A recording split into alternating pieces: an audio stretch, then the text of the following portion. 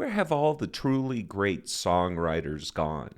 If you think that the art of songwriting had its heyday back in the 60s and 70s, I got a surprise for you today.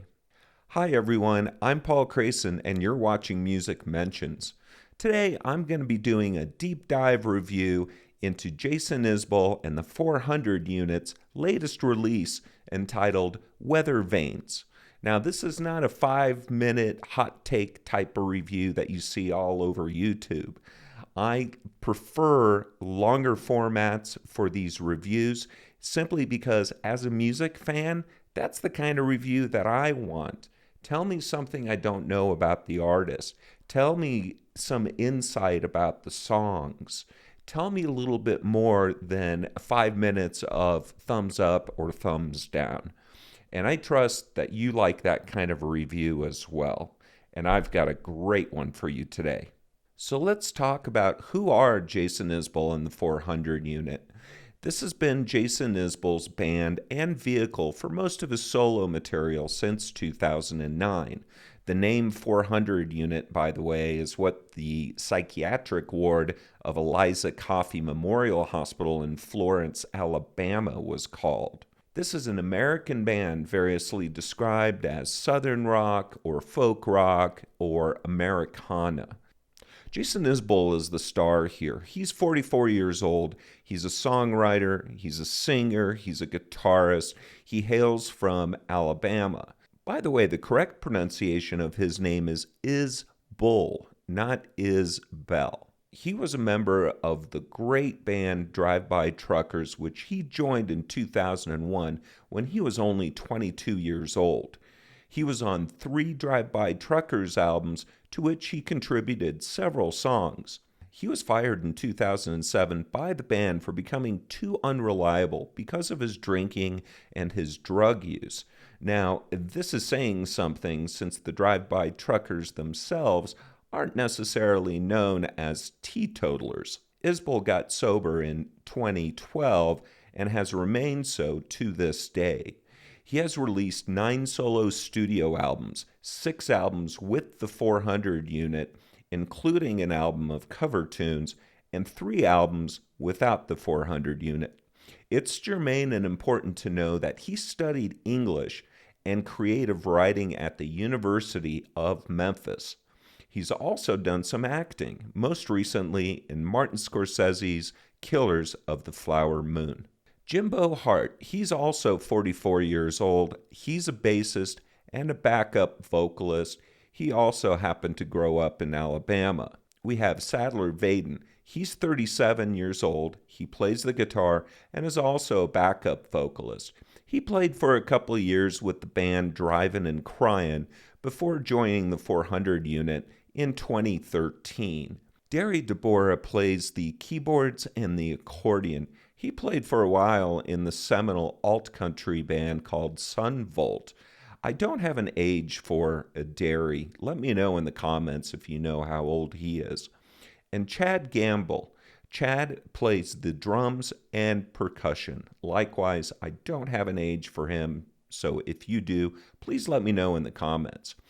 And we also have Amanda Shires. Now, she is listed as a guest artist on this record and not necessarily a member of the 400 Unit, but she's important to add here because she plays a vital role.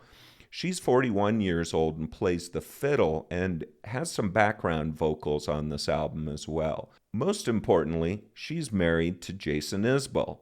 She is a well-respected solo artist in her own right and frequently plays live with Jason. She is the one that is credited the most in helping Jason to get sober and stay that way.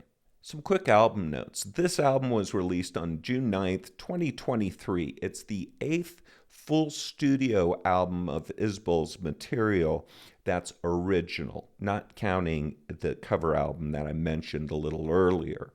Also, this album was self-produced by Isbell, but also with some help from Matt Pence on several tracks. It was recorded at the famous Bluebird Studio in Nashville, Tennessee, and it was recorded right at the end of the pandemic and right at the beginning of kind of re-entry into a normal life. Let's take a look at the track listing and the lengths. There are 13 songs. The song Miles is the longest at 7 minutes, 7 seconds. We've got Cast Iron Skillet as the shortest at 3 minutes and 24 seconds. Most of the songs here fall somewhere in the neighborhood of about 3.5 to 4.5 minutes long. The total album length is 60 minutes and 30 seconds. Let's talk about the album title and the cover. The title is Weathervanes, although the title itself is not displayed on the cover. Weathervanes are devices that turn to indicate the direction of the wind, just so everyone is clear. Weathervane is also mentioned in the song Cast Iron Skillet.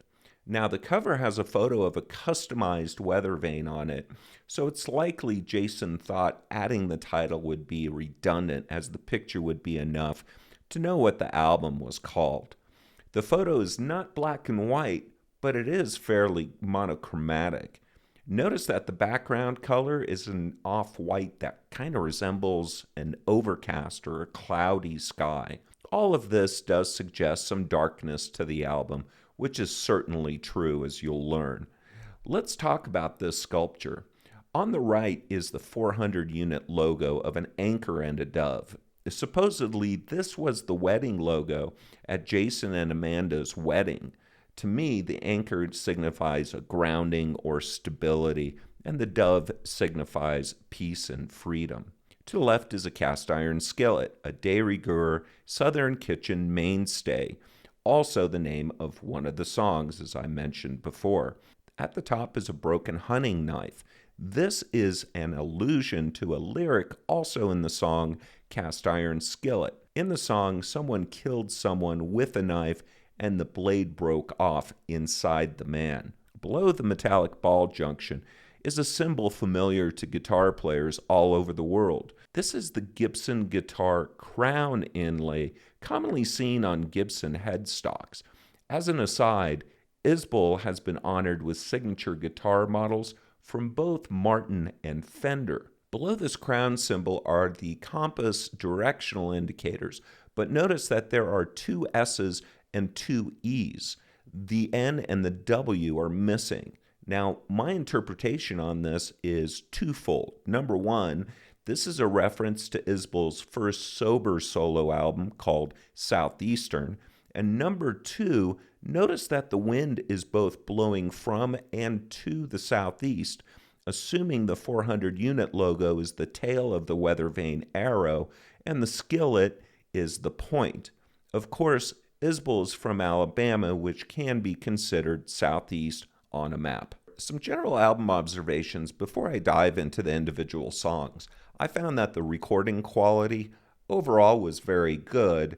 It's a modern recording, but it doesn't sound sterile. The soul is allowed to get through to the listener here. It sounds like a good modern rock album.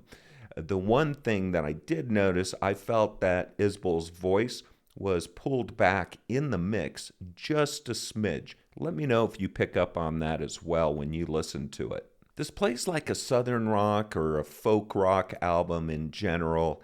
I think that there's a lot of dynamics over the entire album. You've got some slow songs, you have some mid-tempos. I think most of the songs kind of fall in that mid-tempo range.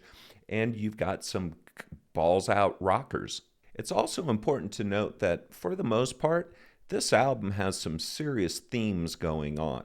This is serious music for serious adults. It doesn't mean that it can't be enjoyable. I'm just telling you that the content or the subject matter of these songs can be emotional and can trigger some people. So you have due warning.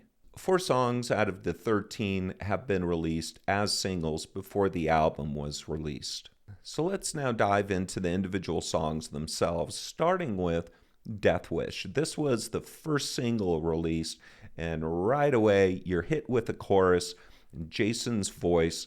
There is an almost hypnotic quality to this song as the sing-along choruses repeat quite often. I found that this tune was a little unusual compared to Isbell's song catalog. It almost has a poppy feel to it. And also, take a note of his vocals. They definitely seem to be a little recessed in the mix here. The song's intensity definitely ramps up over the course of the tune, leading to the outro, which is definitely the climax of this song. Also, take a listen to these repeating keyboard lines, especially towards the end of the song. They almost remind me of The Cure. And am I off on that? Let me know in the comments if I'm completely off base with that association. This is definitely a heavy song to be starting off the album with.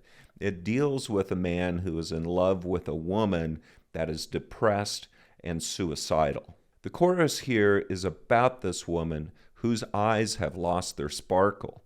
She's on something and she's climbing onto the roof, possibly to jump off. She's also wearing a tank top, and it's the dead of winter, indicating she's so bad off, she's even numb to the fact that it's cold outside. You can also see that she told Isbell to leave her alone, but he refuses to, telling her he doesn't want to fight with her. He just wants to help her. In the span of 6 lines, he's already painted a very vivid picture. This is part of Isbell's songwriting genius. The second verse here is more dark imagery with the woman digging up a garden bed at night with the moon shining down.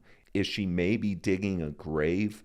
That second line of what's the difference in a breakdown and a breakthrough is just a killer line and something that Isbell is really good at.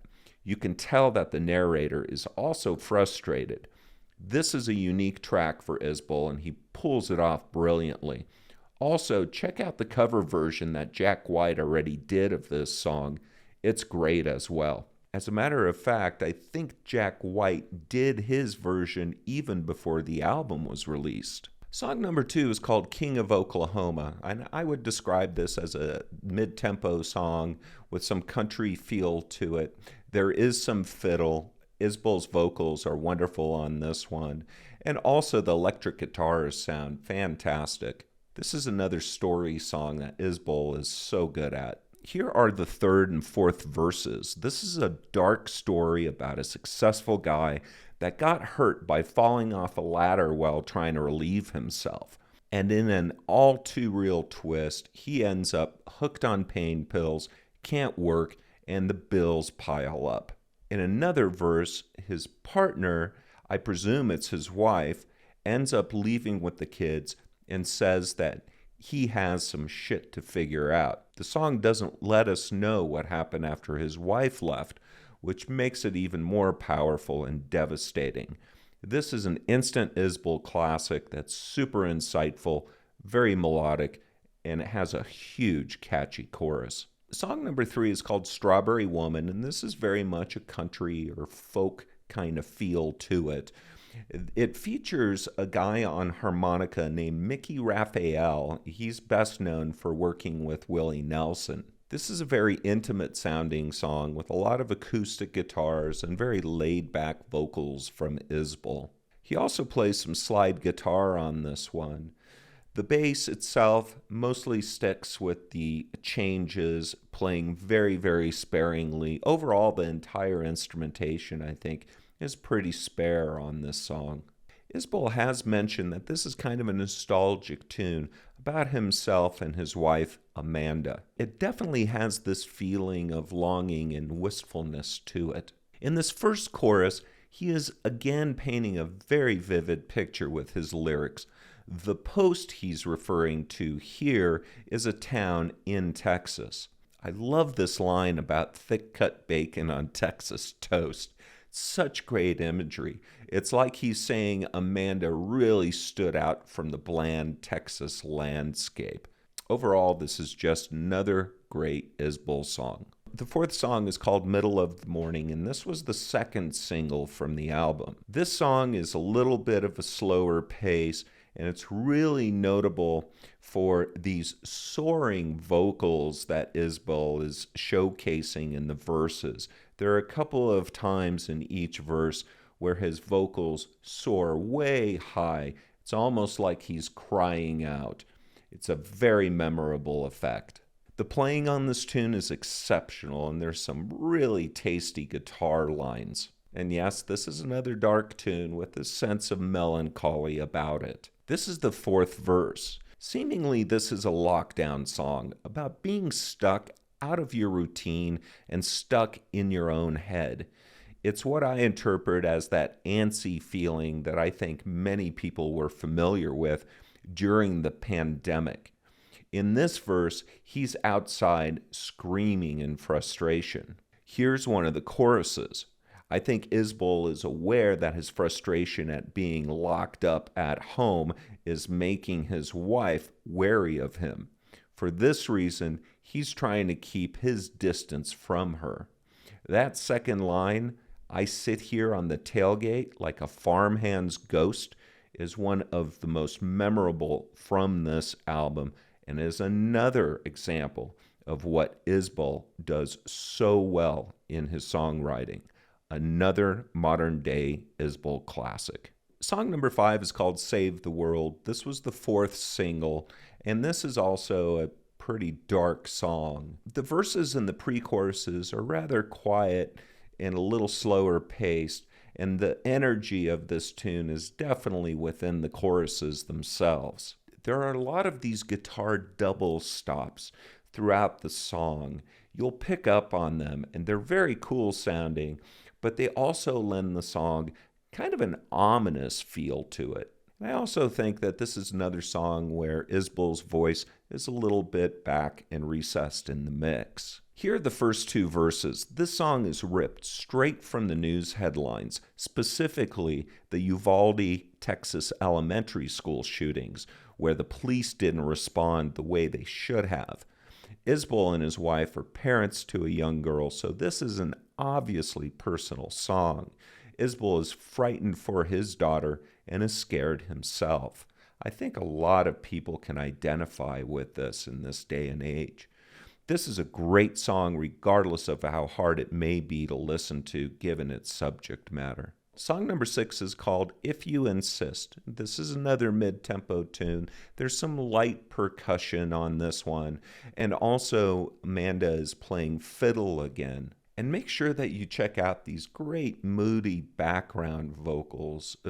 Definitely a highlight of this song. The song kind of feels like it just floats by over its duration, and that actually syncs pretty well with the lyrical theme. Isbell has said that this tune was written for a movie but never used. He said it was from the perspective of a woman, which I found fascinating. It appears she's hitting on someone at a bar or at a restaurant. In this verse, she's peppering the person with questions as to what they want. Those last two lines just slay me.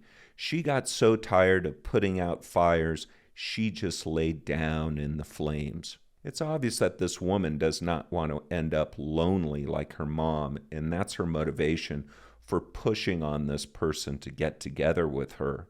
Here's the first chorus. She's telling this person it's time to make a decision about whether they want to be with her or not. I love the way Isbell uses the word lonely here, and not alone. She's telling him that if they decide to go their separate ways, that he's going to be lonely. She's being a little passive-aggressive with that wording. I like this song quite a bit, but mostly for the lyrics. The melody isn't one of his best, and this is probably my least favorite on the record. Song number 7 is called Cast Iron Skillet, and this was the third single. This is certainly the most countrified song on this record. There is some fiddle going on. It's definitely the most laid back and kind of chilled out. There are no drums here. This is mostly driven by the acoustic guitar, some tasteful bass notes, and there are some keys. And the keys and the fiddle kind of play together a little bit throughout the song. This is a song for playing and singing on the front porch as the sun is going down It gives me that feeling. Isbell's voice is exceptional on this tune.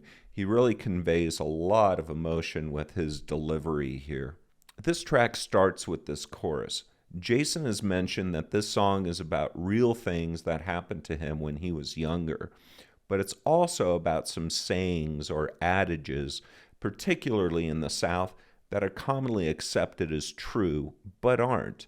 For example, the common belief that you shouldn't wash a cast iron skillet, which is a myth. You can wash it with a little soap without any problem. This first verse refers to the murder of a restaurant owner in 1999 in Florence, Alabama. Supposedly, Isbell and one of the murderers were on the same baseball team when they were kids. The last line here is where the knife with the broken blade on the cover, that's where this came from. And this is a later verse about another story from Isbell's past. It's about a member of Isbell's extended family who had a black boyfriend, and her father disowned her over it. This tune is a real highlight from this album and another instant Isbell classic. Song number 8 is called When We Were Close, and this is more of a rocker. It's definitely a step up from the laid-back atmosphere of Cast Iron Skillet. The start of the song with these staccato guitar chords instantly reminded me of the song Gimme Something Good by Ryan Adams off of his self-titled album from 2014. It's interesting from the context that Jason and Ryan used to be good friends, but they had a falling out. Did Jason allude to Ryan's song By Design? It sounds too close to Gimme Something Good to not have been done on purpose. The song, however, is certainly about Justin Townes Earle, a friend of Isbell's and a renowned songwriter who died of an overdose in 2020. There's a sense of survivor's guilt here, I think. This is another tune with dark subject matter, but it's got great vocals again by Isbell. Song number 9 is called Volunteer. We've got another mid-tempo happening here. There's almost a waltzy feel to this song. Isbell's voice is really strong on this track, and there is a bit of that country flavor again. This is one of the choruses. This is a song about wanting to escape and flee the small town you were brought up in. It's a song about wishing to make your life better somewhere else where you fit in better. Volunteer here in the last line can be a reference to military service or to Tennessee, which is known as the volunteer state. Song number 10 is called Vistavia Hills. The tempo here definitely slows down a little bit. This is a song that you can hear as a bar is closing down, getting ready for a final call. It's got that kind of chill vibe to it. I'd almost call this song languid. There's like a tiredness to it, and I think that matches up actually pretty well with the song's lyrical content. Also, there is some nice slide guitar on this tune. Isbell has said that this song is about someone in a band's road crew, like the sound guy, giving his 2-week notice. He's going to get off the road and go back home to his wife in Vistavia Hills, which is a nice residential community south of Birmingham, Alabama. This is another good song, but not among the strongest on the record. Song number 11, called White Beretta, picks up the pace a little bit, but this is not a mid-tempo song. I think this song can still be classified as kind of on the slower side. Listen for these great atmospheric keyboard sounds. It adds a real nice mood to the song. It almost creates kind of this haunting sound. The guitar work is pretty spare here, with the acoustic guitar playing mostly downstrokes. This is another song with heavy subject matter.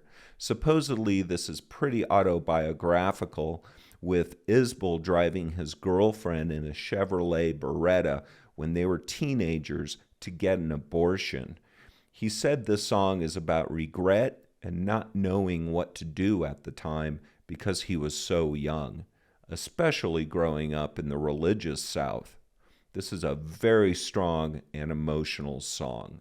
Song number 12 is called This Ain't It, and this is the first really solid rocker we run into. Isbell's vocals are amazing and definitely the highlight of this song. Electric guitars are featured throughout, and the Allman Brothers vibe is strong on this one, especially with these alternating guitars kind of talking back and forth to each other, starting around the middle of the song as the song transitions into this very long outro section. Isbell has said this song is about a father trying to sneak back into his daughter's life and give her advice. In this first verse, he's trying to convince her not to get married. This chorus is him pleading to her that this is not the situation she should get into. He even tries to guilt her by saying that her dead mother would also not approve. This is another fantastic song and definitely one of my favorites. Song number 13 and the last song is called Miles. This is the longest song on the record at over 7 minutes long. There's definitely a rocking vibe to this one. The opening chords are instantly recognizable as coming from Neil Young's Down by the River. You'll hear it. This is a very groove-heavy song with some great instrumentation on it. Even includes this guitar solo that almost sounds like George Harrison in the middle. This song is definitely divided into sections. I hear two distinct sections here. The first one is more of the traditional verse-chorus stuff, but the second section starts off with this very elongated bridge, and there are some very cool drum fills in that second section of the tune that you'll want to listen for. Isbell has credited Paul McCartney when discussing the song. He said that he got some inspiration from Wings' Band on the Run for the structure of the song. So I think that's where the sense of these different sections come in. And be sure to check out that last chorus on this song.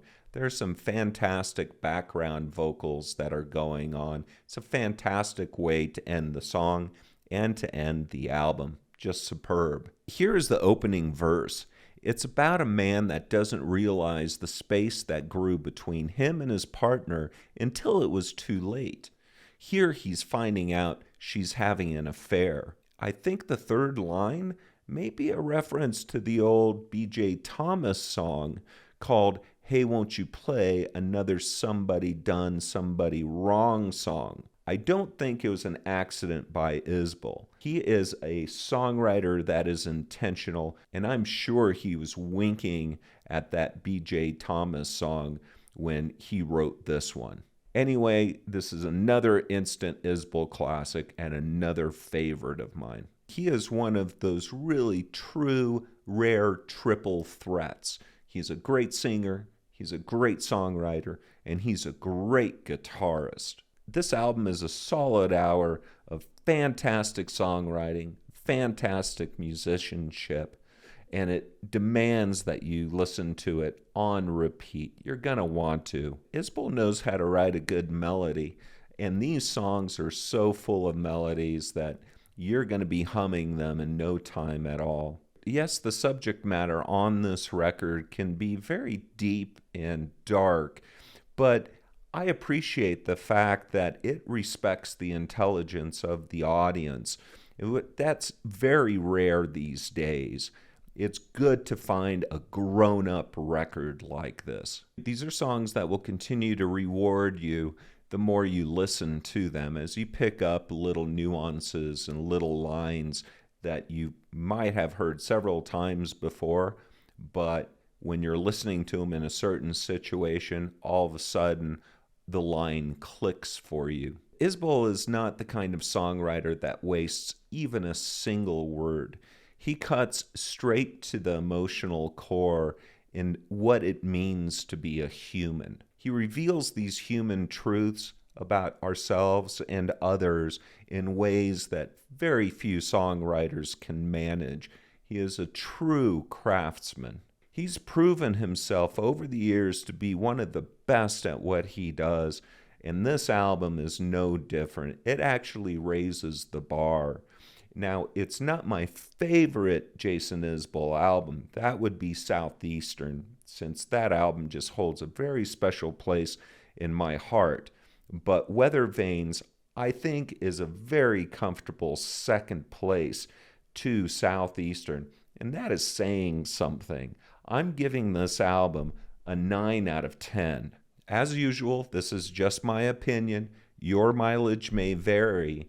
If you like the album more than I did, let me know. But especially if you didn't like this album, I want to hear from you guys. Let me know why. Don't tell me the album just sucks and didn't do anything for you. Tell me why. Give me some details. Let's have a conversation about this. Anyway, I hope you guys enjoyed this video, and I hope you enjoy this album. My name is Paul Crayson. You've been watching Music Mentions. If you do me a favor, please give me a like or hit the subscribe and the notifications button, and I'll see you guys later.